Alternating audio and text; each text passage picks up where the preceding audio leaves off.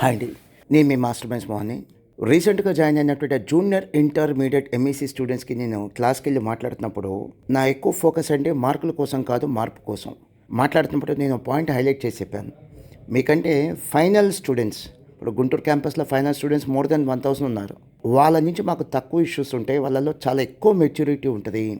Self discipline ఉంటది final స్టూడెంట్స్‌లో అన్నాను. ఒక జూనియర్ ఇంటర్మీడియేట్ ఎంఈసీ స్టూడెంట్ నన్ను అడిగాడు. అంటే ఏంటి సార్? ఒక ఎగ్జాంపుల్ చెప్తానని చెప్పాను.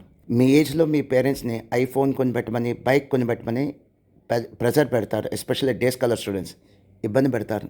మీ పేరెంట్స్‌కి ఆ కెపాసిటీ లేకపోయినా ఇన్సిస్ట్ చేస్తారు. అలుగుతారు, గొడవ చేస్తారు, కాలేజ్‌కి వెళ్ళమంటారు, భోంచేయనంటారు.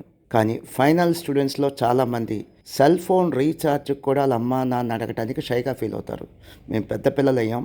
వి should earn on our own. మాకు మేము సంపాదించుకోవాలి. ఆర్టికల్‌షిప్‌లో చేయాలి, సంపాదించుకోవాలి, లేదా ఇతర వర్క్స్ అయినా చేసి సంపాదించుకోవాలి తప్ప మా పేరెంట్స్ మీద డిపెండ్ అవ్వకూడదని.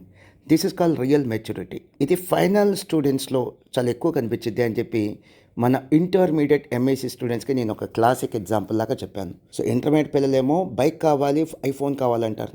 ఫైనల్ స్టూడెంట్స్ ఏమో రీఛార్జ్ కూడా పేరెంట్స్ మీద డిపెండ్ అవ్వరు. సెల్ ఫోన్ రీఛార్జ్ కూడా పేరెంట్స్ మీద డిపెండ్ అవ్వరు.